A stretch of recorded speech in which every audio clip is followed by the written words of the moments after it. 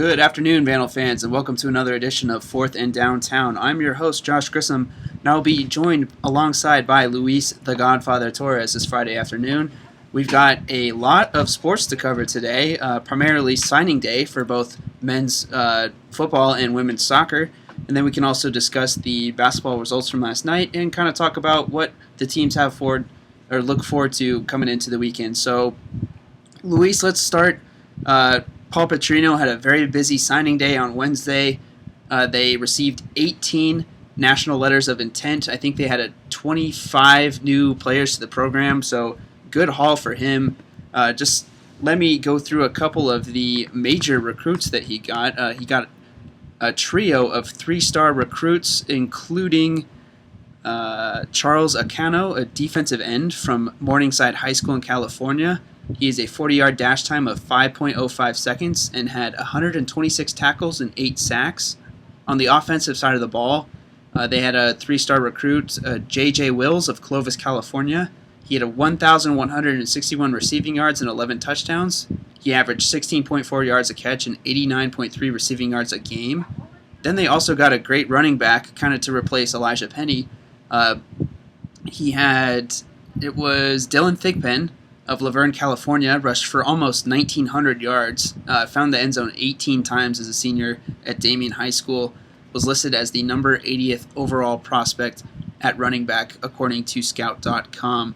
Just kind of going through a little bit more of the class, there was a couple of regional recruits. Pullman High School quarterback Mason Petrino, the son of Paul Petrino, joined the Vandal program. He's going to start as going in as a quarterback, but he might get tweaked around and find another position either on defense or offense. Paul Petrino said we'll get to that in a little bit more in a minute.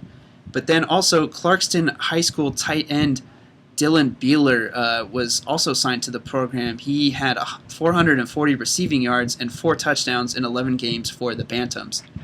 And Luis, we were both at the press conference yesterday. What were your initial thoughts, following the conclusion?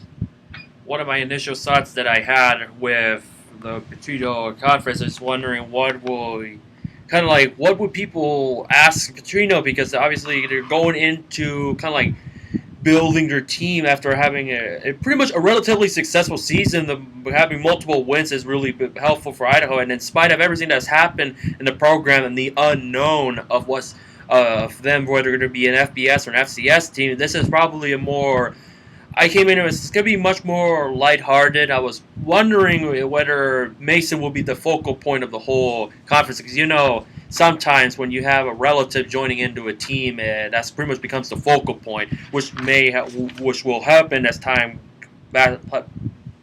goes by.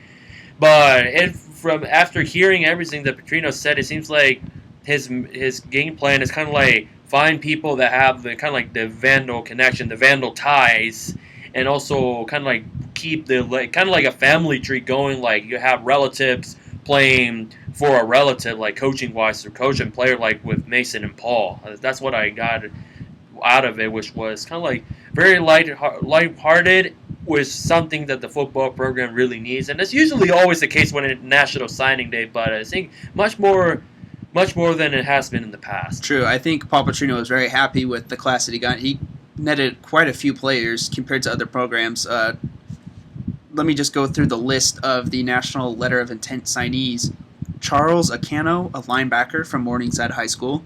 Ari Anderson, a defensive lineman from Jones County Junior College. Darius Archie, an offensive lineman from Cosumnes Oaks High School. Quindarian Barnett, a defensive back from Noxubee County High School. Dylan Beeler, he's listed as a tight end from Clarkston High School. Akeem Coleman, a defensive end from East Mississippi Community College. Rashawn Crawford, a defensive tackle from Tucker High School. Vaughn Daggs, a cornerback from Auburn Mountain View High School. Wayne Eads II, a defensive end from Memphis Central High School. Jaden Gardner, a linebacker from Notre Dame High School. Ty Graham, a safety from Cheney High School. Lloyd Hightower, a receiver/defensive back from Chaparral High School. Chris Hunter, a receiver from Lakes High School. Mason Petrino, a quarterback from Pullman High School. David Potts, a defensive lineman from Roosevelt High School. Jason Silva, a linebacker from Dean College.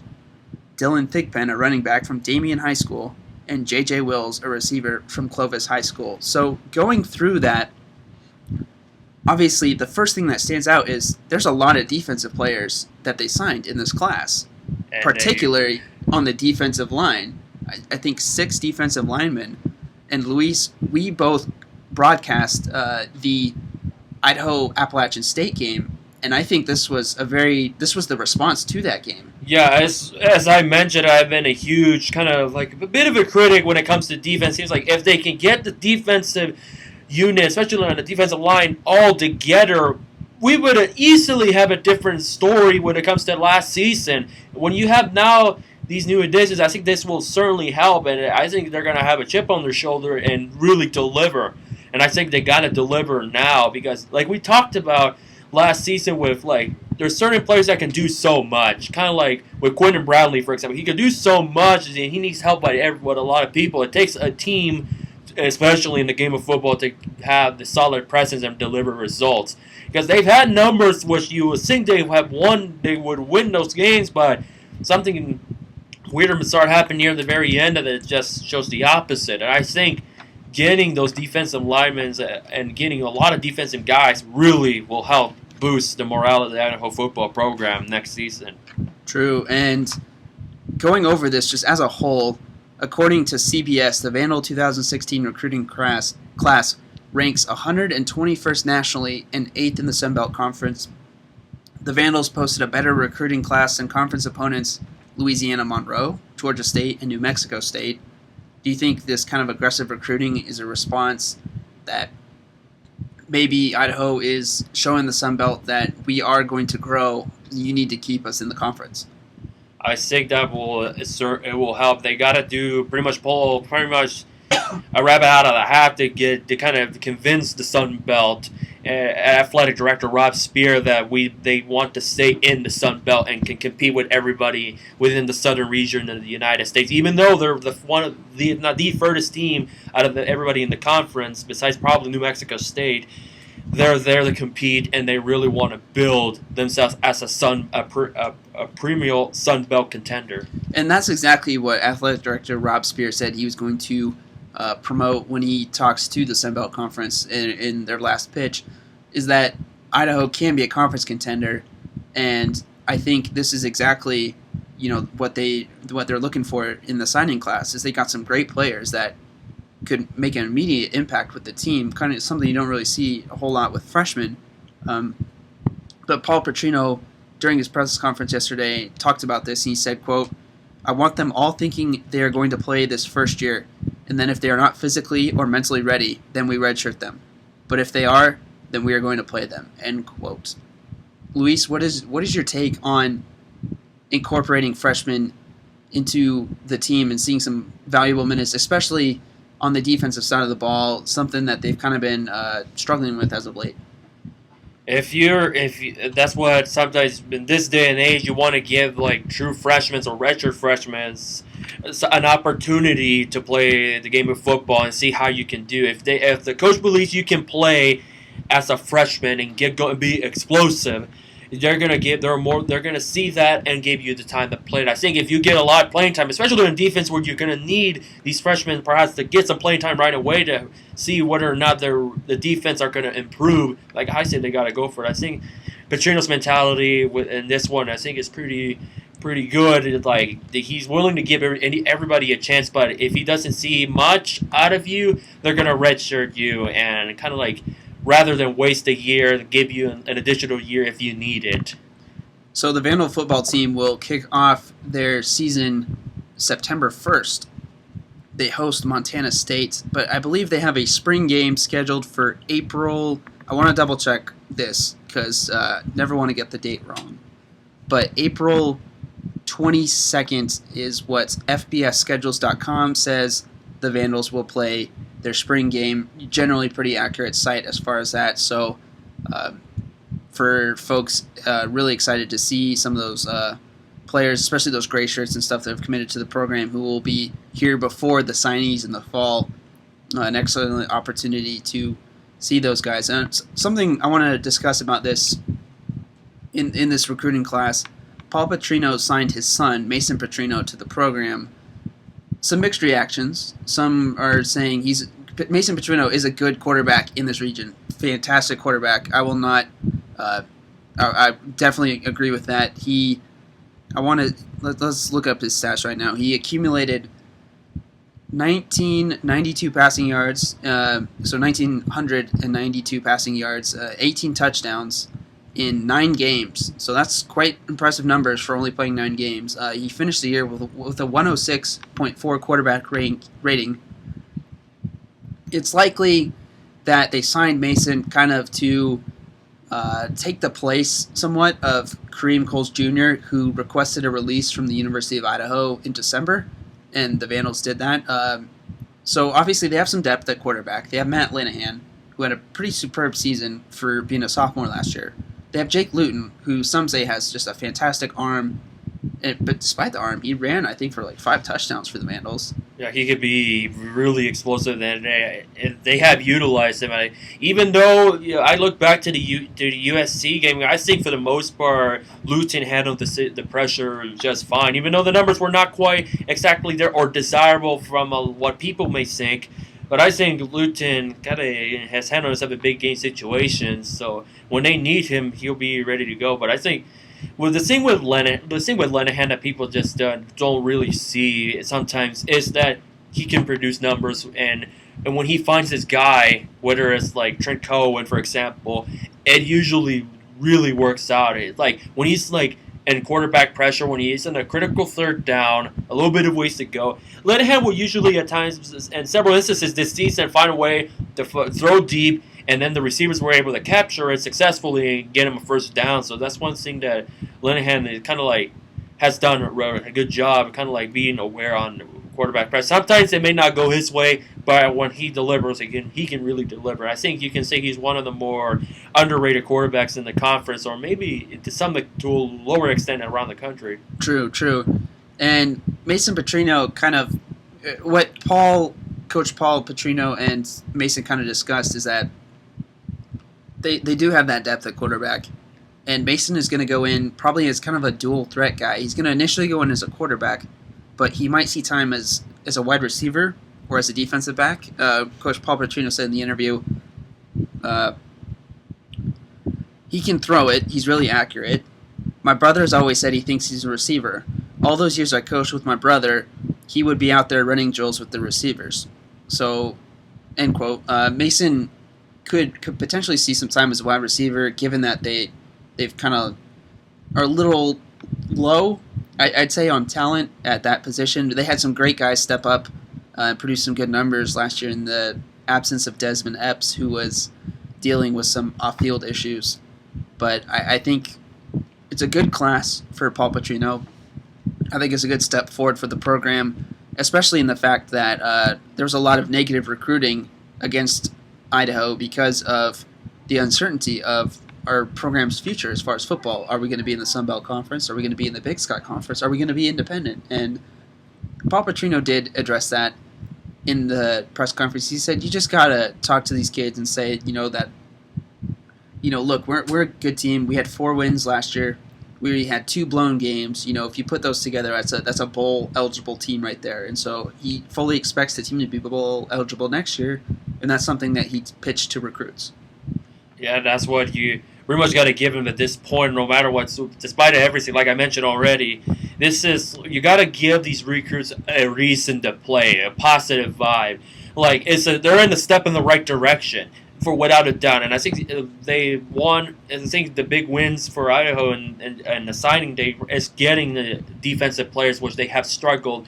And we mentioned a lot in the past that the defensive game is something that they really need to work on big time. And if they can do it, sky's the limit when it comes to getting into a bowl game. And I think they have a great chance. It's just going to be difficult at first because when you're facing Montana State and also the 2 schools in the Evergreen State of Washington. All right, let's move our attention to soccer. But first, if you want to read a little bit more about the coverage on football signing day and on the Mason Petrino, go online to www.thevandalnation.com. The Mason Petrino story is titled "Like Father, Like Son."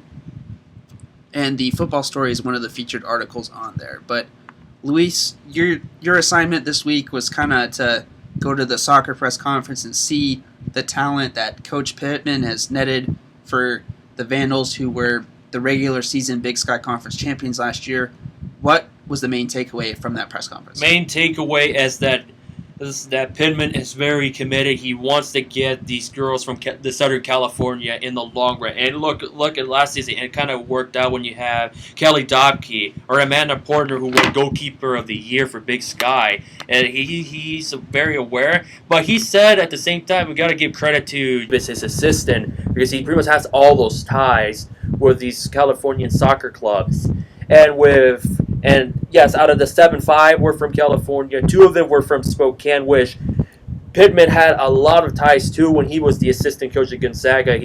That really contributed to capturing the 2 recruits of Morgan Crosby and Alex Chambers, who both play for the Spokane Shadows Soccer Club. And it's kind of like, what I definitely got out of it is that, like, school ties are really essential for signing day. Essentially, you want to get somebody to play for Idaho. And after what happened last season, going undefeated, not losing a game in the conference play, going 9 wins, 0 losses, and a tie, up until the one penalty kick shootout away from. There were one penalty shootout kick away from winning the Big Sky Championship and getting a spot in the NCAA tournament. I think that's what he pitched in with those players, that they're right there. They can, if they can continue to play like they were. Here's the thing: they have 9 seniors this upcoming season. So one of the big factors is getting all these young players to join, so they can groove them, get them ready to play, so they can. The seniors can, once the seniors are done, the young players can usher into those positions and really be competitive. I'm not sure what will happen, which one of those 7 will play as starters. You never know with soccer. I just think getting these recruits are the main reason. Probably is what these recruits are there for. Well, why they got them is mostly from ties, and also try to show that, hey, even though we're in Idaho, we're competing with schools like Gonzaga, Seattle, and Washington in the recruiting race. We can bring really good, solid, established soccer players from the Southern California area as well. And I think that was his game plan all pretty much for this season a lot. And also Josh Davis, the assistant coach, playing a role. I think it'll be interesting kind of like to know the thinking process of Josh Davis before the season begins. I think that would be an interesting piece to know about. Yeah, fantastic job, I think, by Derek Pittman. He's incredible at finding these players that are often overlooked by other programs, bringing them to Idaho, and then creating such a conference contender with the Vandals. And that's something that they did last year, and they returned their entire starting lineup. I don't think people know that. So that's they only had one senior of Reagan Quigley that graduated, so they're pretty much almost the exact same team. But at the same time, like I mentioned, they have 9 incoming seniors. So getting these players are going to be it's going to be very critical when the season goes underway. See which one of those 7 are getting playing time and will be a difference maker. But looking at the information and how, pretty much with the exception of one individual.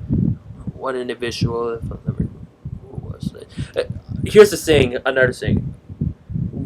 Out of like Pittman got 2 players from the Spokane, 2 from basically around the Santa Barbara area, 2 from Carlsbad. It's only defender Taylor Brust out of Oceanside that plays for one of the top soccer clubs in the country, San Diego Surfers. That's the only one that Pittman got that is not teammates with each other. All of the other, like the Santa Barbara and Carlsbad and Spokane, they got 2 players from each of those teams, so they know each other. So that will really help team chemistry wise, that they got the connections right away. For Taylor Brust being the only one, I would imagine that would be one person to keep an eye on, especially competing in higher level soccer. And like I said, one of the best teams in the country, the San Diego Surfers. So I'm thinking she will be probably one to keep an eye on as the season progresses to see how she'll be utilized. But I like how he pretty much essentially teammates for the most part. That's what I'm trying to imply. It's always nice to go into a program with somebody that you know, and someone that you have chemistry with. You have your initial chemistry with that teammate, and then you get to bond with the other teammates. I think that's a good situation for Pittman and for the Vandals. Some solid defensive players that he added to the program. I know he's always been a defensive first mentality, and then that the defense will create scoring opportunities on offense, and I think that was kind of reflected in the recruits that he brought into the program. But right now, we're running a little low on time, so we're going to quickly go over to men's basketball. Luis was covering the game last night. They traveled to Southern Utah to face the Thunderbirds in a Big Sky Conference matchup that could have defined, where the Vandals end up as far as the final conference rankings. And they have two big road trips, and that was one of them. And the Vandals really took care of business last night, don't you think? No, they definitely take care of business right from the start. I think, if I remember, Idaho, there was only one lead change, and that was Idaho early on with Nate Sherwood with a quick basket, and then Chris Sarball probably had one of his solid games that he's had all year. He pretty much played all over around, but I think when they got going, they really got going. It just became unbearable for Southern Utah to kind of recover from the 20-plus point deficit that they had near midway in the second half. But their shooting range was a huge factor of Idaho winning the game. They were like 55% average, while Southern Utah were in the 40s and 30s. I think at one point they only made 1 of 7 with like 5-7 minutes into the second half. So it goes to show you that the shooting range is there. And now the guards stepping up for the injured Victor Sanders and Varion Callender are now fully prepared. They got the games under the belt. They're ready to go. But one guy that really stood out for me was Ty Egbert and how he led this team with 12 points. He's really been there. He's been a factor in the last 2 games, from being a huge key player of the final shot against Portland State that Idaho won 56-55, and you look at Egbert's numbers, 5 of 8 is shooting. He was there on both sides, so I was really impressed with Egbert and how productive he was. It kind of shows you that even the forwards can be effective point scorers when the time arises. And I wrote a column on that about a week and a half ago, actually, about how with Victor Sanders and Perion Callender out for the Vandals, how the team needed to kind of focus more on the forwards, especially since there was a lack of depth at the guard position. And I think Ty Egbert has responded to that quite nicely. The walk-on has been pretty outstanding, putting up some good numbers in recent games and kind of leading this team down the stretch. Yeah, like 3 out of the last 5 games that pretty much he has started, he scored more than 10 points. So he has done a phenomenal job when he's getting the starting role. Don Merlin pretty much sees a lot in Egbert, that he's given them the opportunity to start games, and he's delivered. He's definitely delivered, and I'm looking forward to see what he can do against Northern Arizona. I wrote in my stat prediction that Shad Sherwood, I would add Egbert into the mix as well, as far as guys to keep an eye on. Very true. Some good guys stepping up for the Vandals down this difficult part of the season where they're losing their 2 leading scorers and kind of hurting offensively, just to have that performance. And then on the defensive end, holding the Thunderbirds to 44 points. The Vandals that was the fewest points allowed against a Division I opponent for the Vandals since December of 2011 against Cal State Bakersfield. So good job on the defensive end, especially when the offense isn't up to full strength. The win boosts Idaho to 4-9 overall, 6-4 in Big Sky Conference play. It drops Southern Utah to 4-16 overall, and 2-7 in Big Sky Conference play. The Vandals will face Northern Arizona this Saturday in Flagstaff as part of their second matchup of the road trip. But let's turn our attention now towards the women's side, who have just been, rolling over opponents like usual, and that yesterday was no difference. They put away Southern Utah 93-48, a 33-point second quarter for the Vandals, and the team broke 90 points for the 3rd consecutive game just a lot of offensive firepower. Yeah, and the thing of it is, it looked like it was going to be a very close game at first, especially what happened in the first quarter. Then second quarter, like 3 points, 3 point after 3 point. It's like they were there, they were ready. Everyone was a factor. Everybody contributed, like Salvatore and Taylor Pierce. It's like they are really on a roll. They're like the hottest. I would say they're the hottest team in the Big Sky Conference as far as competitiveness and being effective both sides of the court. They have really. I think teams like Montana and Eastern Washington should really keep an eye on, a really close eye on how Idaho are doing. Because if they keep playing like they are right now, I firmly believe they can make it far into the tournament. Oh, there's no doubt. They're a very scary team right now. I would not want to face them if I was a coach in the Big Sky. They're 16-6 overall, 8-2 in the Big Sky Conference, fighting for that number 1 seed. See if they can get it, and it'll be interesting to see if Montana or Weber State ends up losing an extra match or so, and then the Vandals will be able to leapfrog them. But as of right now, I would not want to be drawn against them in the postseason tournament next month. No, definitely not. And if you guys, if you're not busy tomorrow at 2:00, correct? 2:00 Yes.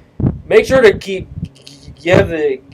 the loudest support for the women's basketball team because they're really on a roll and they're playing at home against Northern Arizona. I say, come on out. If you have a couple of bucks or if you're a student, take the time and watch some women's basketball. I can promise you. I can promise you you're going to enjoy the ball game and kind of support and get up and go on and be spiritful because that will be huge.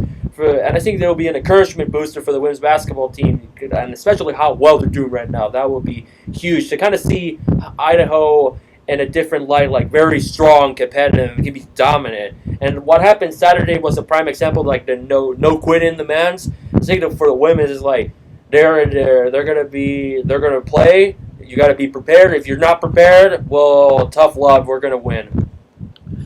Yes, and I actually made a very rare venture out of the sports department this week, and I wrote a piece for the opinion section, and it was on the fact that Vandal athletics just don't get as much support as I think they should deserve, especially the women's soccer and women's basketball programs. They're doing absolutely fantastic work right now and getting absolutely, very little or half-hearted support from students.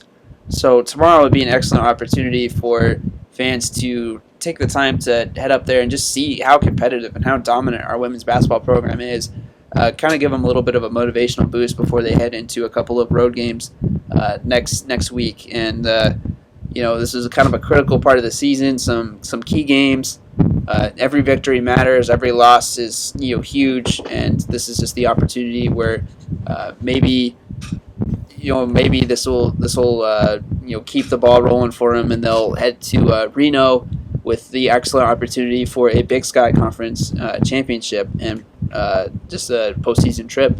But they face Northern Arizona tomorrow in the Cowan Spectrum. Tip-off is set for 2 p.m. Both Luis and I will be there. We may or may not have some sort of broadcasting situation set up, but we will both be there covering the game, and we will be able to talk about it a little bit more in depth on Sunday. Also, a key note, Sunday's broadcast will only be a half hour. It will be from 11 to 11:30, just because of Super Bowl Sunday. A lot of our work stuff got shipped around a little bit, so we will be here, just not for as long, but we will definitely talk a little bit of Super Bowl coverage and some men's and women's basketball results. Luis, Friday thoughts?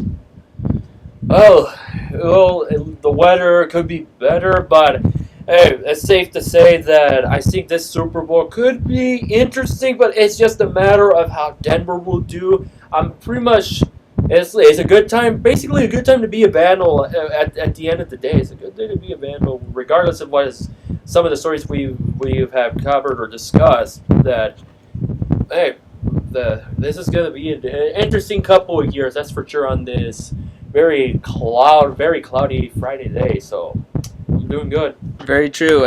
My Friday thoughts: take a lot of vitamin C, wash your hands. Make sure you're not sick, as I was this week. It is not fun, and it definitely took my head out of it. So stay safe, stay healthy, Vandals, and do your best in this little bit of a flu season that we've got going on campus. But I think the snow didn't really help, even though it was only there for like about 5 or 6 hours. true, it's not. It's spring. The groundhog did not. What did see shadow? Did see shadow? It's spring. It's supposed to be spring. So we're waiting for that spring weather. Anyway, thank you for tuning in to Fourth and Downtown. I'm Josh Grissom. Stay safe, guys, and we will see you on Sunday. All right, till we meet again, guys.